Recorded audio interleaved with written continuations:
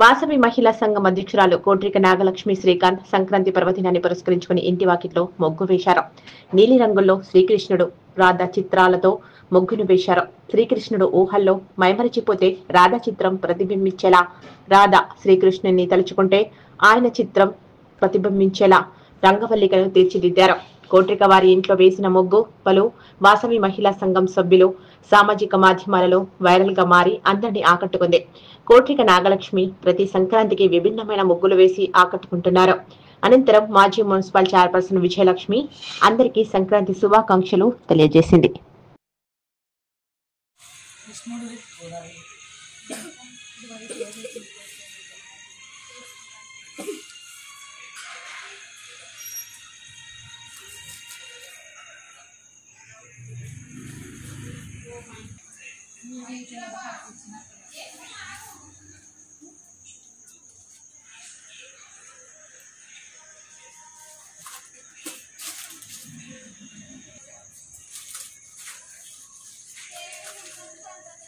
నాకు అది white colour డబ్బా ఇవ్వవా?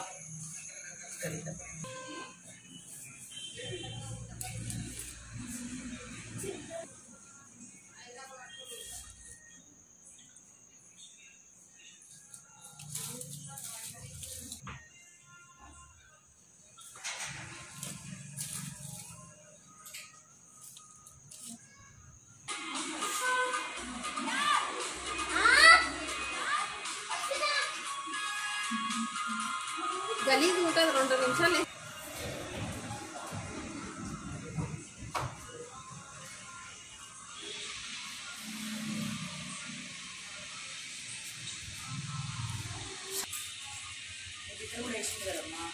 నా బిడ్డ అంతా చిత్తపడింది.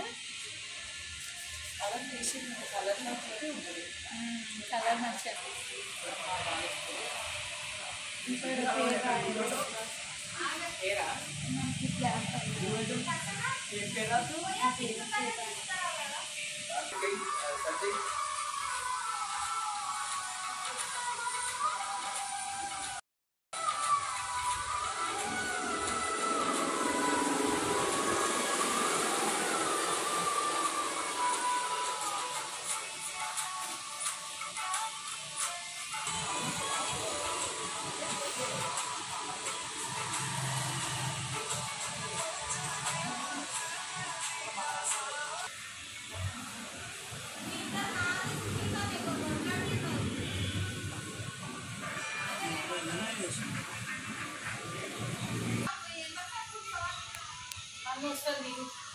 అందరికీ సంక్రాంతి శుభాకాంక్షలు తెలియచేసుకుంటూ తాండూరు పట్టణ ప్రజలందరికీ కూడా ఈ యొక్క సంక్రాంతి శుభదినాన అందరికీ శుభాలు జరగాలని కోరుకుంటూ, ముఖ్యంగా సంక్రాంతి అంటేనే సంక్రమణం.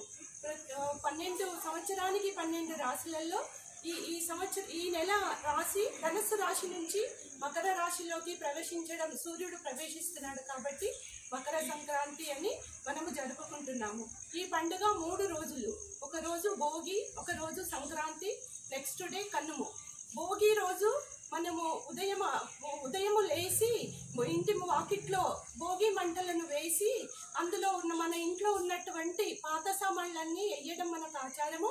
ఆ పాత సామాన్లు అంటే మన మనస్సులో ఉన్నటువంటి కల్మషాన్ని అన్ని కూడా ఆ మంటల్లో కాల్చేసి ఈ సంక్రాంతి శుభ సందర్భంగా మళ్ళీ మనము ఒక మంచి మార్గంలో పోవడం అనేది సూచన.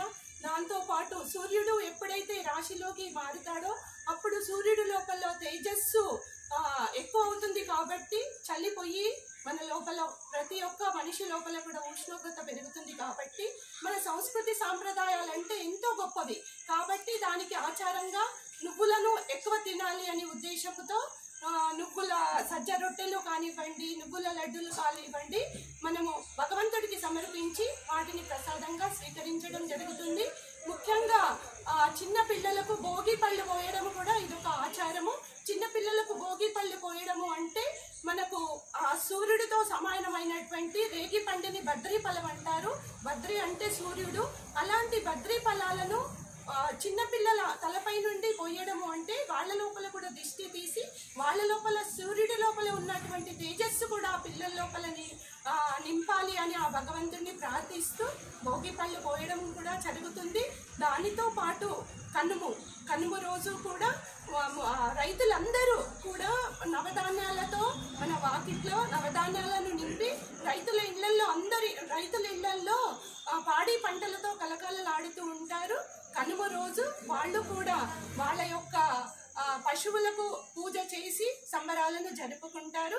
దాంతోపాటు ముఖ్యంగా ఈ ధనుర్మాసంలో అయ్యప్ప భక్తులు 41 రోజు అయ్యప్ప భక్తులు దీక్షను చేసి రేపు సంక్రాంతి రోజు ఆ యొక్క మకర జ్యోతిని చూసి అందరూ కూడా శుభాశీస్సులు పొందుతారనేది కూడా అదొక ఆచారంగా ఉంది. దానితో పాటు సంక్రాంతి రోజు మనకు గోదా కళ్యాణం జరుపుతారు. ఈ యొక్క నెల రోజులు గోదాదేవి మా కృష్ణుడిని పూజించి రంగనాథుడి పేరుతో పూజించి సంక్రాంతి రోజు ఆ యొక్క రంగనాథుడిలో గోదాదేవి నీలమైన రోజు అని కూడా మనకు శాస్త్రాలు చెబుతున్నాయి. కాబట్టి మన సంస్కృతి సాంప్రదాయాలకు నిలయమైనటువంటి ఈ సంక్రాంతి పండుగ ప్రతి ఒక్కరు కూడా ఆనందాలతో జరుపుకొని వాళ్ళ యొక్క జీవితాల్లో వెలుగులు నింపుకుంటారని కోరుకుంటూ ప్రజలందరికీ మరి ఒకసారి సంక్రాంతి శుభాకాంక్షలు తెలియజేసుకుంటున్నాను. అదేవిధంగా ముఖ్యంగా ఈరోజు గోదాదేవి రంగనాథుని యొక్క పటాన్ని కూడా మా కోడలు మా యొక్క వాకిట్లో తీర్చిదిద్ది దాన్ని కూడా మనకి ఈరోజు చూపిస్తుంది. అది నాకు చాలా సంతోషం అనిపించింది అని మీ అందరికీ తెలియజేసుకుంటున్నాను.